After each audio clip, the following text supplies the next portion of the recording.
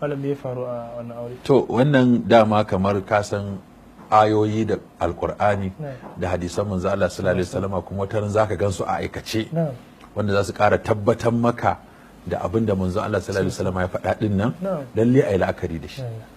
Mace ta same ni a office ta ce malam zuwa ne za mu rabu da mijina. Na ce ai mu nan ba ma raba aure haɗawa muke yi kuma ana rigima gyara muke. Ta ce to wannan ba zai gyaru ba.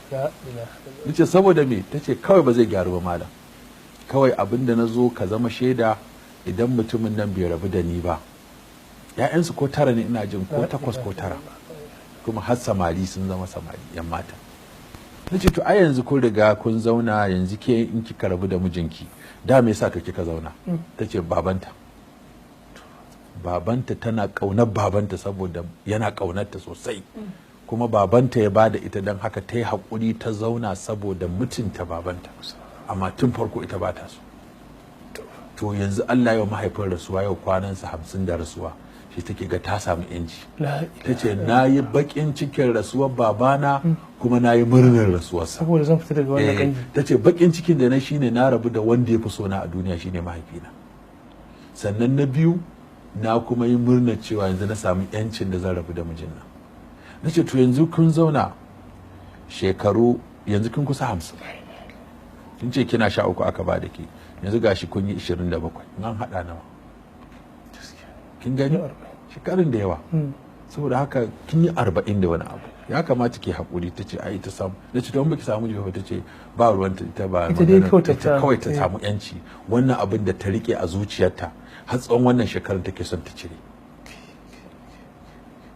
Na ce baya baki ci. Ta ce ai malam ba abin da zan soke shi da shi kawai sai ba na son sa. Inna lillahi wa inna ilaihi. Na sa aka kira bawan Allah nan na tambaye shi to kai ka ji abin da wannan mata ta faɗa. Ya ce ai malam duk wannan shekarun da muka yi na sani kai ba abin da bata yi min ba dan in sake ta nake. Ta zage ni, ta zagi babata, ta zagi babana. Duk abin da ka san mace za ta yi maka ta bata maka rai wannan bayan Allah ta mun amma na ki in sake ta. Yace ka san dalili malam? Yace babanta ne ya min abin da ba zan manta da shi ba. Ya mun abin da ba zan manta da shi ba saboda yadda ya bani yarinyar ba ita na nema ba, yan makocinsa ce. Sai na tura dangina da yan uwana su je su nema min aure. Da suka je shi wannan sai ce wai ba a sanan masa za a zo ba, da haka sai ya ki fitowa ya ma kalle su ma sun zo daga nesa a ba su masauki a ba su ruwa ba a ba su ba. Sai shi wannan makocin ya fito sai ya ga baki ya ce me ya faru? Suka ce mun zo neman aure ne gida wanda kuma bai ma fito ba kuma ba. Sai ce ka amma dai ku shigo nan to. Sai suka shiga gidansa ya kawo musu abinci ya kawo musu suka yi godiya. Suka ce to kaji abin da ya kawo mu dama akwai ɗanmu da ya ga yarsa yana so muka zo mu magana to kuma ga abin da ya mana wulakanci mu ji daɗi ba. Yace amma dai ba komai dai. Yace ni na da ƴaƴan ɗanku yana so kawai ni na bashi. Ta bai ganta ba. Yace ta dai yana so shikenan ai ta bata gan shi ba. Suka ce to mu mun karba. Yace shi ma bayar. La ilaha illallah. Ko suna zuwa suka ce masa to fa magana ta canza. Inda ka tura mu kaji an mana wulakanci amma akwai inda aka karrama mu har an ba mu yarinya kuma mun karba. Yace to ni kuma tunda kuka karba ni ma na karba. Ita ma yarinya tace tunda babanta ya bayar ta yadda. Tace ta yadda da duk hukuncin da babanta ya yi. Shi ma ce ya yadda da duk hukuncin da iyayensa da haka ba wanda ya ga wani balle ai maganan ku ana so. Ko shikenan aka zo aka daura aure sannan suka zauna. To ita a wannan abin dama ba so take ba. Kawai baban ta ga darajarsa da kimarsa ta zama. Nace to yanzu kin ga biki saba babanki yana da rai ba amma zaki saba masa bayan ya mutu. Ai kamata ki ci gaba da biyayya har ƙarshen rayuwarki Allah ya baki lada. Duk wani abu da zaki sha na wahala kin sha, duk wani abu da zaki sha na daɗi kin sha. Ba wani miji da zai aure ki yanzu ku ƙara yin waɗannan shekarun. Tace ita sam. Wallahi to shi ma diye min bayani yace ta zage ni ta to kaji dalilin da yasa na ki sakinta a duk tsawon lokacin nan nima hakuri ne ta yi. Ice kuma duk ƴaƴan nan da kaga mun samu fa in za mu mu'amala aure fa da kokawa ake yi.